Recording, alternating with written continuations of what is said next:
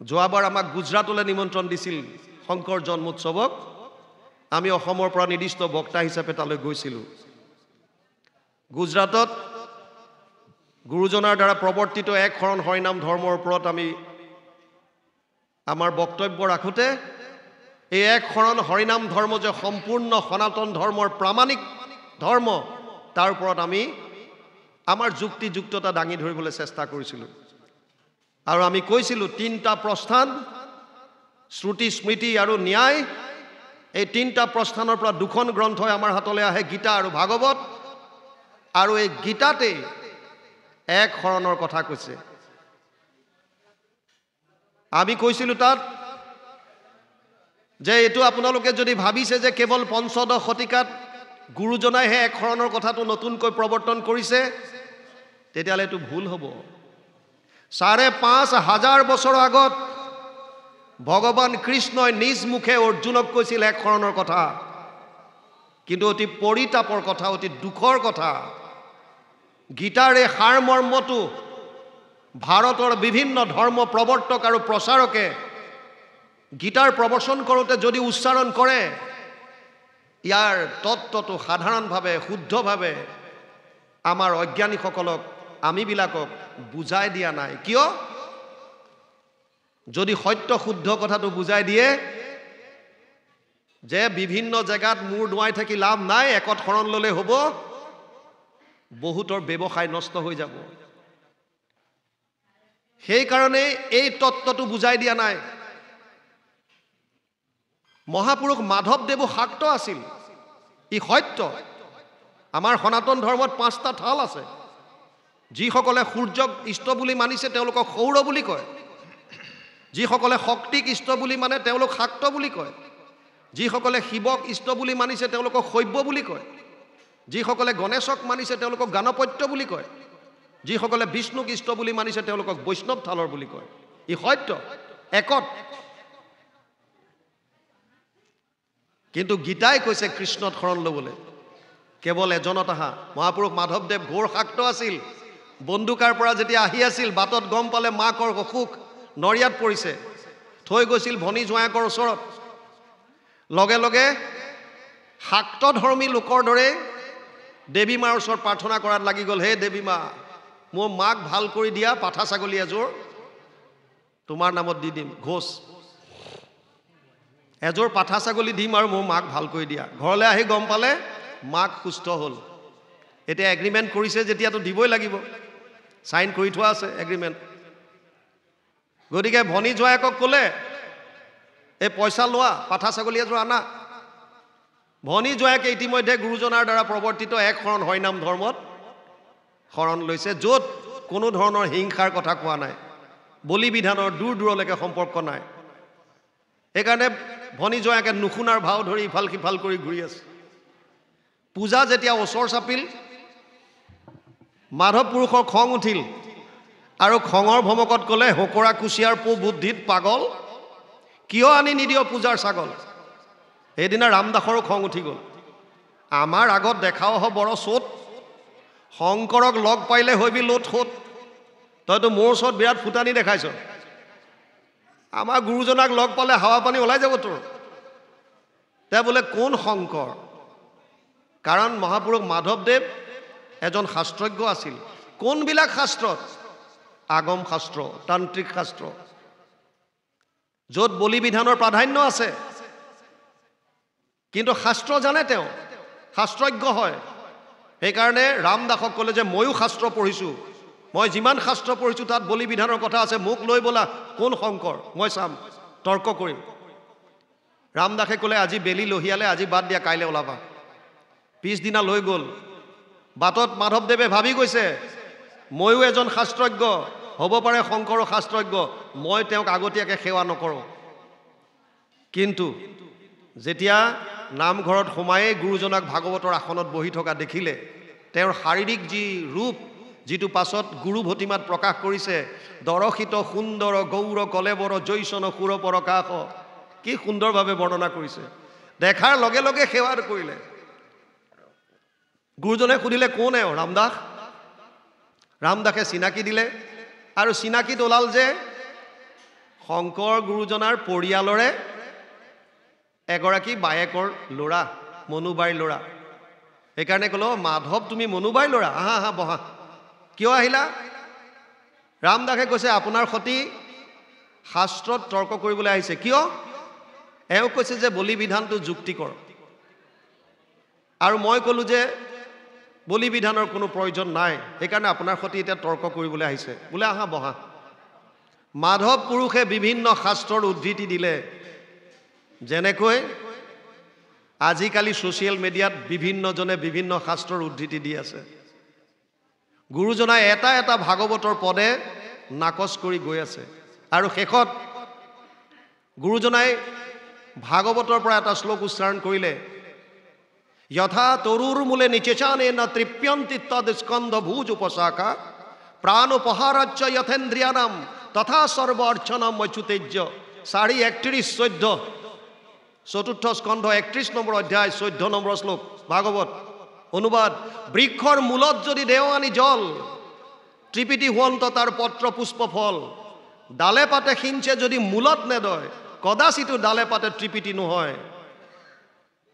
যদি বৃক্ষৰ মূলত পানী দিয়া, অট'মেটিকেলি ডাল পাতে পাব। ডাল পাতত যদি সিঁচি থাকা, মূলত ক'ৰ পৰা পাব?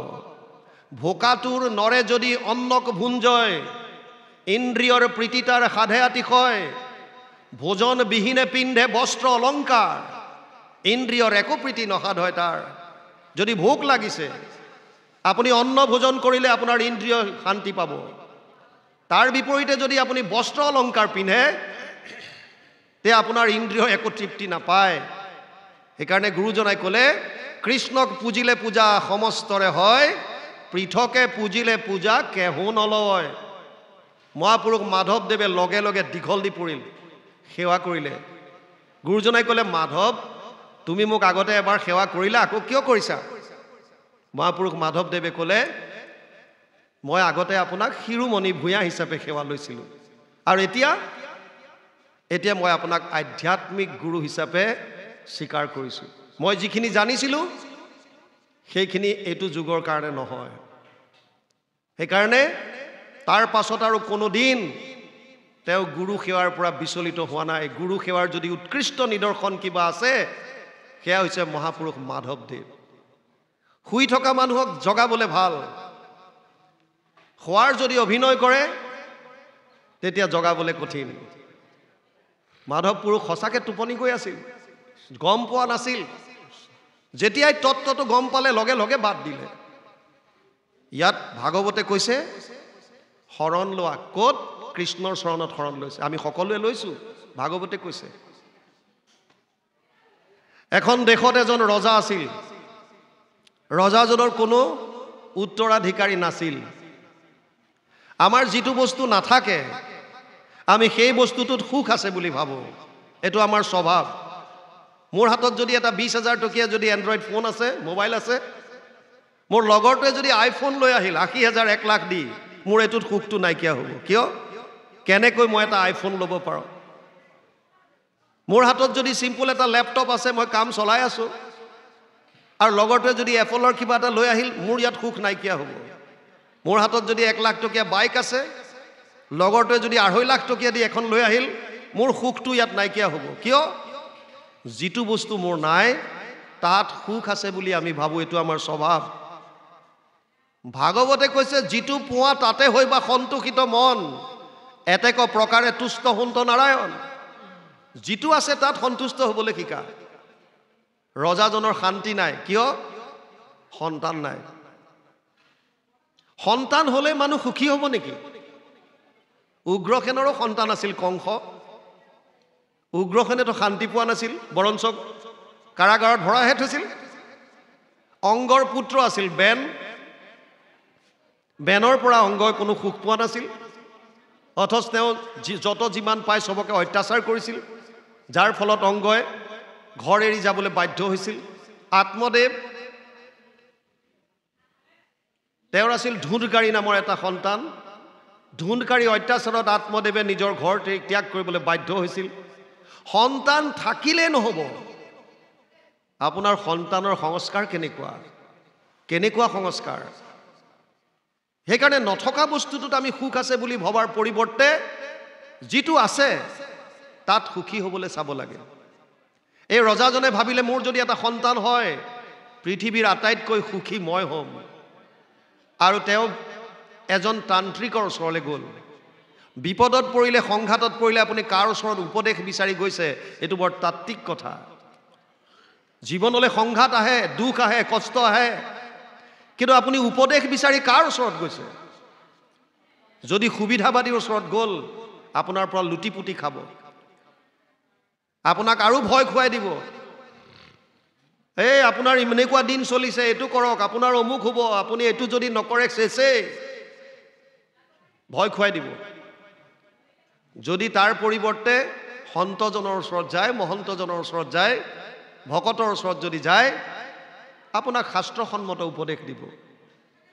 এইজন তান্ত্ৰিকৰ ওচৰত গ'ল আৰু সুধিলে, মই এটা সন্তান পাব বিচাৰিছোঁ, কিবা উপায় আছেনে?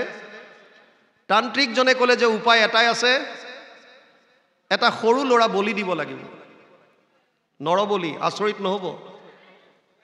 আপোনালোকে জানে মই SSBত আছিলোঁ, এছিষ্টেণ্ট কমাণ্ডেণ্ট হিচাপে। ভকতৰ লগত থাকিম বুলিয়ে 2022ত ভলণ্টিয়াৰ ৰিটায়াৰমেণ্ট ল'লোঁ। চাকৰি যদিও আছিলে মোৰ 28লৈকে, মই 6 বছৰ চাকৰি এৰি গুচি আহিলোঁ আৰু ভকতৰ মাজত এনেকৈ ঘূৰি ফুৰিছোঁ। মই উত্তৰাখণ্ডৰ ৰাণীখেত বুলি জেগা এটাত আছিলোঁ 12ৰ পৰা 14লৈকে। 14ত ৰঙিয়াত মোৰ পষ্টিং হৈছিল অসমত। সেই বছৰে ডিচেম্বৰ মাহত ঢেকীয়াজুলিৰ এখন বাগানত নিজৰ খুৰাওকে, ভতিজাওকক কিডনেপ কৰি লৈ গৈছিল কালিৰ ওচৰত বলি দিবলৈ। পেপাৰে পত্ৰই বহুত সেই সময়ত লিখা পঢ়া চলিছিল। আজি 2 বছৰ 1.5 বছৰ আগত কামাখ্যাত 2জনমান পুৰোহিতক এৰেষ্ট কৰাৰ কথা আপোনালোকে পেপাৰে পত্ৰই হয়তো পাইছিল। কিয়? নৰবলিৰ কেছত।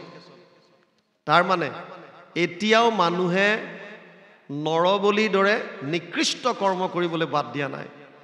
আন জীৱ জন্তু বলিটো দিয়ে আছে, মানুহ বলি দিবৰ কাৰণে কুণ্ঠাবোধ নকৰে। তান্ত্ৰিকজনে ক'লে যে যদি এটা সৰু ল'ৰা বলি দিয়া তেতিয়াহ'লে তুমি এটা সন্তান পাবা। ৰজাজন কিছু ধাৰ্মিক আছিল, সেইকাৰণে ভাবিলে মই কোনগৰাকী মাতৃৰ কোলাৰ পৰা সন্তানটো কাঢ়ি আনিম, মাকগৰাকীয়ে কিমান আঘাত পাব। নাই নাই, এইটো মোৰ দ্বাৰা হ'ব নোৱাৰে। তান্ত্ৰিকে ক'লে তেতিয়াহ'লে আপুনি সন্তানৰ আশা বাদ দিয়ক। লোভত পৰিলে আমি পাপ কৰ্ম কৰিবলৈ কুণ্ঠাবোধ নকৰোঁ। ত্ৰিবিধম নৰকস্যেদম দ্বাৰম নাশনম আত্মনঃ কাম ক্ৰোধ তথা লোভ তস্মাৎ এতত্ৰয়ম ত্যজেৎ। 8 অধ্যায় 21 নম্বৰ শ্লোক গীতা। হে অৰ্জুন, 3খন নৰকৰ দ্বাৰ আছে, কাম, ক্ৰোধ আৰু লোভ। এই 3খন দ্বাৰে নৰকলৈ লৈ যায় মানুহক। লোভত পৰি আমি বিভিন্ন পাপ আচৰণ কৰোঁ। ৰজাজনে ক'লে যিহেতুকে তেওঁৰ লোভত আছে, সন্তান এটা লাগে, কিন্তু ডাইৰেক্টলি কাৰো পৰা জোৰ জবজ সন্তানটো আনিবলৈ মনে কোৱা নাই। সেইকাৰণে তেওঁ এটা উপায় উলিয়ালে। তেওঁ প্ৰজাৰ মাজলৈ লোভটো দি দিলে, যদি কোনোবাই নিজ ইচ্ছামতে কাৰোবাৰ সন্তান এটা যদি বলি কৰি মোৰ ওচৰলৈ দিয়ে, সেইটো পৰিয়ালক মই ইমান ধন টকা পইচা দিম, 14 পুৰুষলৈ আৰামত খাব পাৰিব। সেইখন ৰাজ্যত এটা ভিখাৰী পৰিয়াল আছিল। মাক বাপেক আৰু 9টা সন্তান, 9টা ল'ৰা, ভিক্ষা খুজি খায়। মাক বাপেকে 9টা ল'ৰাক বহুৱাই লৈ ক'লে, বোপায়ো এটা সুবৰ্ণ সুযোগ এটা আহিছে, যদি তহঁতৰ মাজৰ কোনোবা এটা বলি হৈ যাওঁ তেতিয়াহ'লে আমি বাকী থকা কেইটাই 10টা প্ৰাণীয়ে আনন্দত দিন পাৰ কৰাব পাৰিম। কিন্তু ঘটনা হ'ল এতিয়া যাব কোন বলি হৈ? আটাইকেইটাকে বহুৱাই ল'লে। ডাঙৰ ল'ৰাটোক ক'লে, তই অলপ বুজা পৰা হৈছ, তয়ে যা। সি ক'লে যে মই কিয় যাম? জন্ম তহঁতে দিছ যেতিয়া, নিজৰ ভৰিত থিয় দিয়ালৈকে লালন পালন কৰাৰ দায়িত্ব তহঁতৰ, গতিকে মই বলি নাযাওঁ। এটা এটাকে সুধি আহিলে, চবেই মানা কৰিলে। একেবাৰে সৰু ল'ৰাটোৰ বয়স কেৱল মাত্ৰ 7 বছৰ, কিন্তু ই তাৰ অকণমান বুদ্ধি হোৱাৰ পৰা বুলি সৰু এপাখি য'ত ভকতৰ সংগ হয়, য'ত 2-3জন ভকত গোট খায়, ই গামোচাখনকে পোন মাৰি লৈ চুৰিয়াৰ নিচিনাকৈ পিন্ধি টুকটুককৈ দৌৰ মাৰে, ভকতৰ ওচৰত থাকে। এই পাতখন আনি দিয়া, কঠখন আনি দিয়া, পানী আনি দিয়া, কিবা সৰু সুৰা কামবিলাক কৰি থাকে। আৰু ভকতে কি আলোচনা কৰিছে ই একান্ত মনে শুনে। ভকতে সদায় ভাগৱতৰ কথাই পাতে। মাক বাপেকে সুবিধা ল'লে আৰু তাক ক'লে যে বোপায়ো তইতো ভাগৱতৰ কথা শুনিছ? বোলে শুনিছোঁ। দধীচি মুনিৰ কথা শুনিছ নে নাই? ল'ৰাটোৱে কৈছে শুনিছোঁ। তই তেতিয়াহ'লে জানই দধীচি মুনি যি দেৱতাসকলক বৃত্তাসুৰৰ পৰা ৰক্ষা কৰিবৰ কাৰণে নিজৰ শৰীৰ ত্যাগ কৰিছিল, আৰু দধীচি মুনিৰ অস্থিৰ দ্বাৰা ভগৱান বিষ্ণুৱে তেজ দি এপাত অস্ত্ৰ নিৰ্মাণ কৰি দিছিল, যাক ইন্দ্ৰৰ বজ্ৰ বুলি কোৱা হয়। ইন্দ্ৰৰ হাতত থকা বজ্ৰপাত দধীচি মুনিৰ অস্থিৰ দ্বাৰা নিৰ্মিত। মাক বাপেকে কৈছে বোপায়ো দধীচি মুনিয়ে স্বৰ্গৰ দেৱতাসকলক ৰক্ষা কৰিবৰ কাৰণে নিজৰ শৰীৰ ত্যাগ কৰিছিল, আৰু যদি তই আজি তোৰ পৰিয়ালটো ৰক্ষা কৰিবৰ কাৰণে তোৰ যদি শৰীৰ ত্যাগ কৰ, তেতিয়াহ'লে আমি আটাইকেইটা আনন্দত থাকিব পাৰিম। কণমানিটোৱে কৈছে মা দেউতা মোৰ যোৱাত আপত্তি নাই, কিন্তু এটা চৰ্ত আছে। কি চৰ্ত? তোমালোক দুইটাই মোক আদেশ কৰা। আদেশ? কিয়? পিতৃ আজ্ঞা পালন কৰি ৰামচন্দ্ৰই 14 বছৰ বনবাস খাটিব গৈছিল। পৰশুৰামে পিতৃ আজ্ঞা পালন কৰি মাতৃ ৰেণুকাৰ ডিঙি কাটি দিছিল। মাক বাপেকৰ আজ্ঞা মই শিৰোধাৰ্য কৰি মই যাম, আজ্ঞা দিয়া। মাক বাপেকে তত্ত্বটো বুজি নাপাই ক'লে তোক আমি আদেশ দিছোঁ, তই বলি হৈ যা। তাৰ মনত বিৰাট আঘাত লাগিছে। হ'লেও সি কৈছে তেতিয়াহ'লে খবৰ দিয়া ৰজা ঘৰত। ৰজাৰ ঘৰত খবৰ দিলে, পিছদিনা সৈন্য আহি গ'ল। কণমানি ল'ৰাটোক যেতিয়া লৈ গৈছে ই হুক হুকাই কান্দিছে। অকণমানি ল'ৰা, গাঁৱৰ মানুহ গোটেই জুম বান্ধিলে চাবলৈ। সি প্ৰত্যেকৰ মুখলৈ চাইছে, চকুলৈ চাইছে, কিজানি কোনোবাই কয় নেকি এই বোপাইটোক নিব নালাগে, তহঁত গাঁৱত আছ যেতিয়া আমি তহঁতক দিম খোৱা বোৱাৰ বস্তু, আমি গাঁও পাতি থাকোঁ কিয়? এঘৰৰ বিপদত যদি 10 ঘৰে যদি সহায় নকৰোঁ, গাঁও পাতি থকাৰ লাভ কি? কিন্তু কোনেও নামাতিলে। ল'ৰাটোক লৈ গ'ল, মহাৰাজৰ ওচৰত থিয় কৰালে। বিৰাট ধুনীয়া ল'ৰাটো। মহাৰাজৰ দেখি কিবা কিবি লাগিছে, হ'লেও তান্ত্ৰিকক খবৰ দিছে, লোভ। তান্ত্ৰিক আহি গ'ল লগত এজন কাটোৱাল লৈ। কাটোৱালজনে প্ৰকাণ্ড এখন তৰোৱাল লগত লৈ আহিছে, আৰু এখন নদীৰ পাৰলৈ লৈ যোৱা হ'ল। ল'ৰাটোক মাহ হালধিৰে নোৱাই ধুৱাই মালা আধাৰি পিন্ধাই দি বলি সজাই দিলে। এটা ডাঙৰ মূৰ্তি সাজি সন্মুখত বলি খাল। তান্ত্ৰিকজনে মন্ত্ৰ উচ্চাৰণ কৰিলে, কাটোৱালজনে প্ৰকাণ্ড তৰোৱাল এখন লৈ কাটিবৰ কাৰণে উদ্যত হ'ল। ৰজাৰ হৃদয় কঁপি উঠিছে। ৰজাই ক'লে অকণমান ৰ'বা। ল'ৰাটোক ক'লে বোপায়ো তোৰ যদি অন্তিম ইচ্ছা কিবা আছে ক। ল'ৰাটোৱে ক'লে মহাৰাজ আপুনি মোক অন্তিম ইচ্ছাৰ কথা সুধিছে? মোৰ বয়স কেৱল 7 বছৰ, গোটেই জীৱনটো মোৰ সন্মুখত, আৰু আপুনি মোক অন্তিম ইচ্ছাৰ কথা সুধিছে? মোৰ অন্তিম ইচ্ছা জানি আপুনি কি কৰিব? আপোনাক লাগে উত্তৰাধিকাৰ আৰু মোৰ মা দেউতাক লাগে ধন। গতিকে মোৰ ইচ্ছা জানি আপুনি কি কৰিব? কাটিবলৈ আদেশ কৰক। মহাৰাজে ক'লে নহয় অ' বোপাই, তোৰ যদি সৰু সুৰা কিবা কামনা আছে ক, কিবা খাবলৈ মন গ'ল, কিবা তেনেকুৱা। বোলে অকণমান ঈশ্বৰ আৰাধনা কৰিব বিচাৰিছোঁ। কৰ কৰ বোপাই কৰ। ই পটাপট বালিতে 4টা ঘৰ বনালে, বালি ঘৰ। আগৰ জ্যেষ্ঠসকলে জানিব, যিসকলে নদীত গা ধুবলৈ যোৱাৰ নিয়ম আছিল। নদীত গা ধুবলৈ যাওঁতে নদীৰ পাৰত আগতে বালি ঘৰ কিছুমান বনায়, এফালে দুৱাৰ ৰাখে। বালি ঘৰ 4টা বনালে। প্ৰথমটো ঘৰৰ ওচৰত গৈ সেৱা কৰিব বিচাৰিছে, কিবা গাব বিচাৰিছে প্ৰাৰ্থনা, কিন্তু পৰা নাই। হুক হুকাই কান্দিছে আৰু কান্দি কান্দি ঘৰটো ভাঙি পেলালে। দ্বিতীয়টো ঘৰৰ ওচৰত গৈছে, তাতো সি কিবা গাব বিচাৰিছে, কিন্তু পৰা নাই, ভাঙিলে। তৃতীয়টো ভাঙিলে। চতুৰ্থটো বালি ঘৰৰ ওচৰত যেতিয়া গৈছে, সি যেতিয়া সেৱা কৰিছে, তাৰ মুখলৈ কিবা এটা ৰূপান্তৰ ঘটিছে, মুখলৈ কিবা এটা হাঁহিৰ জিলিঙনি আহিছে। সি লগে লগে চকু পানী মোহাৰি পেলালে আৰু হাঁহি হাঁহি তাৰ পৰা উঠি আহিল, আহি বলিশালত মূৰ দিলে আৰু মহাৰাজক ক'লে, মহাৰাজ আদেশ কৰক, মোৰ ইচ্ছা পূৰ্ণ হৈ গ'ল। তান্ত্ৰিকজনে ভয় খাই গ'ল, কি কৰিলে এইবিলাক? 4টা ঘৰ বনালে, 3টা ভাঙিলে, কিবা যাদু মন্ত্ৰ কৰিলে নেকি? ইয়াৰ ডিঙি কাটি দিয়াৰ লগে লগে আকৌ মোৰ ডিঙিটো সৰি পৰে নেকি ঠিক নাই। তাক সুধিলে, বোপাই তই এইবিলাক কি কৰিলি? সি কৈছে, জানি কি কৰিব। মহাৰাজে ক'লে, বোপাইও কি কৰিলা এবাৰ বুজাই দিয়া।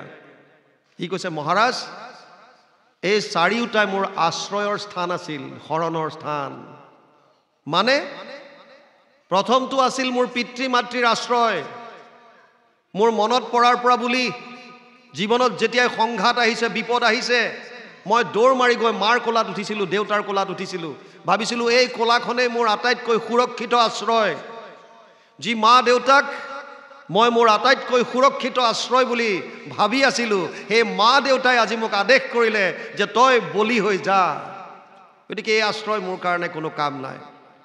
দ্বিতীয়টো মোৰ মিতিৰ কুটুম, মোৰ গাঁৱৰ মানুহ। আমি গাঁও পাতি থাকোঁ কিয়? এঘৰৰ বিপদ হ'লে 10 ঘৰ আগবাঢ়ি যদি নাহে কি লাভ? আমি ভাৰতত বিভিন্ন জেগাত ঘূৰি ফুৰোঁতে দেখা পাইছিলোঁ, ভাৰতত এতিয়াও এনেকুৱা গাঁও আছে যিখন গাঁৱত কাৰোবাৰ ঘৰত যদি ল'ৰা ছোৱালীৰ বিয়া হয়, মাক বাপেকে এটা ফুটা কৰি খৰচ কৰিব নালাগে, গাঁৱৰ মানুহে কণ্ট্ৰিবিউশ্যন দান বৰঙণি উঠায় আৰু বিয়াখন চলাই দিয়ে। ভাৰতৰ বাদ দিয়ক, অসমৰ বালিপাৰাত এখন বড়োগাঁও, তাতো এইটো প্ৰথা আছে। যদি কাৰোবাৰ ঘৰত বিয়া হয়, মাক বাপেকে চিন্তা কৰিব নালাগে, গাঁৱৰ মানুহে দান বৰঙণি উঠাই বিয়াখন সুন্দৰভাৱে পাতে। এতিয়াও আছে এনেকুৱা। ল'ৰাটোৱে ক'লে, মই যি মোৰ মিতিৰ কুটুম বুলি ভাবিছিলোঁ, আপোন বুলি ভাবিছিলোঁ, গাঁৱৰ মানুহ বুলি ভাবিছিলোঁ, চবৰ মুখলৈ চাইছিলোঁ অহাৰ সময়ত, ভাবিছিলোঁ কাৰোবাৰ এখন সহায়ৰ হাত আগবাঢ়ে নেকি, কিন্তু কোনেও নিদিলে। এইবিলাকো মোৰ কাৰণে মিছা। সেইকাৰণে মই এইটো ভাঙি দিলোঁ। বোলে তৃতীয়টো মোৰ ভাগ্য। আমি 9টা ল'ৰা, 8টাৰ ভাগ্য ভাল, ইহঁত সাৰি গ'ল আৰু মই পেট মোচা, চবতকৈ সৰু, অথচ মোৰে ভাগ্য বেয়া। ভাগ্যক ধিয়াই থাকিও মোৰ লাভ নাই, এইটো বাদ দিলোঁ। মহাৰাজে ক'লে, কিন্তু তুমি শেষৰটো বালিঘৰ নাভাঙিলা বোপাই, এইটো কাৰ? সি ক'লে, মহাৰাজ এইটোৱে মোৰ অন্তিম আশ্ৰয় আছিল ভগৱান কৃষ্ণৰ। যেতিয়াই মই কৃষ্ণক স্মৰণ কৰিলোঁ আৰু মই ভগৱানৰ চৰণত ক'লোঁ, হে প্ৰভু, মই ক'ত আশ্ৰয় লৈ আছিলোঁ? যিবিলাকে বিপদৰ সময়ত কোনেও মোক ৰক্ষা কৰিবলৈ আগবাঢ়ি নাহিল। হে প্ৰভু, ইমান দিন যি কৰিলোঁ, শেষ আশ্ৰয়, শেষ শৰণ হিচাপে তোমাৰ চৰণত আহিছোঁ। প্ৰভু, যি ইচ্ছা তোমাৰ, তুমি এতিয়া কৰা, মই তোমাৰ চৰণত শৰণ ল'লোঁ। লগে লগে যেন ভগৱানে মোৰ হৃদয়ৰ পৰা ক'লে, আৰে বোপাই তই কিয় চিন্তা কৰিছ? মই তোৰ লগত আছোঁ। ইহঁতে কাটিলে তোৰ শৰীৰটো নাশ কৰিব পাৰিব, তই শৰীৰ নহয়, তই আত্মা। মই বুলি যদিও কওঁ, মই শৰীৰ নহয়, আচলতে মই হ'লোঁ আত্মা। এইখন গামোচা কাৰ? মোৰ গামোচা। মই গামোচাখন নহয়। এইখন কাৰ চেলেং? মোৰ চেলেং। মানে মই চেলেংখন নহয়। এইটো কাৰ হাত? মোৰ হাত। তাৰমানে মই হাতটো নহয়। এইটো কাৰ শৰীৰ? মোৰ শৰীৰ। তাৰমানে মই শৰীৰটো নহয়। মোৰ বস্তুবিলাক মই কেতিয়াও হ'ব নোৱাৰোঁ। ভগৱান কৃষ্ণই যেন মোক ক'লে, তই আত্মা, শৰীৰটো নাশ হ'ব। শৰীৰৰ 3টা অৱস্থা, বিষ্ঠা পলু চাই, যদি পেলাই দিয়ে চৰাই চিৰিকটি জীৱ জন্তুৱে খাই বিষ্ঠা কৰি উলিয়াই দিব, যদি পুতি থয় পলু হ'ব, আৰু যদি জ্বলাই দিয়ে ছাই হ'ব। শৰীৰটো বিনাশী, কিন্তু তই শৰীৰ নহয়, তই হৈছ আত্মা। আত্মাক অস্ত্ৰ শস্ত্ৰই কাটিব নোৱাৰে, তই ভয় নকৰিবি। নৈনম চিন্তন্তি শস্ত্ৰাণি নৈনম দহতি পাৱক না চৈনম ক্লেদয়ন্ত পুনঃ শোষয়তি মাৰুত অচেদ্যোয়ম অদাহ্যোয়ম অক্লেদ্য অসুচ্য এবচ নিত্য সৰ্বগত স্থানুৰ অচলো অয়ম সনাতন। গীতা 2য় অধ্যায় 23 আৰু 24 নম্বৰ শ্লোক। অৰ্জুনক কৈছে, হে অৰ্জুন, আত্মাক অস্ত্ৰ শস্ত্ৰই কাটিব নোৱাৰে। নৈনম চিন্তন্তি শস্ত্ৰাণি, জুয়ে পুৰিব নোৱাৰে। নৈনম দহতি পাৱক, পানীয়ে তিয়াব নোৱাৰে, বায়ুৱে শুহিব নোৱাৰে। আত্মা অচ্ছেদ্য, অদাহ্য, ই নিত্য সনাতন। মোক যেন ভগৱানে ক'লে, আৰে বোপাই তই উঠ।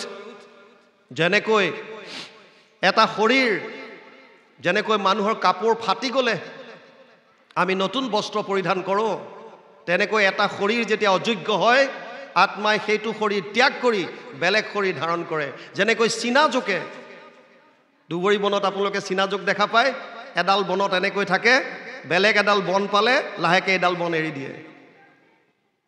তেনেকৈ বাসামচি জীৰ্ণানি যথা বিহায় নবানি গৃহণতি নৰোপৰাণি তথা শৰীৰানি বিহায় জীৰ্ণানি অন্যান্য সংয়াতি নবানি দেহি।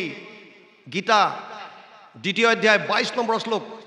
অৰ্জুনক কৈছে, হে অৰ্জুন, যেনেকৈ কাপোৰ ফাটি গ'লে মানুহে নতুন বস্ত্ৰ পৰিধান কৰে, তেনেকৈ আত্মাই এটা শৰীৰ অযোগ্য হ'লে সেই শৰীৰ ত্যাগ কৰি বেলেগ শৰীৰ ধাৰণ কৰে।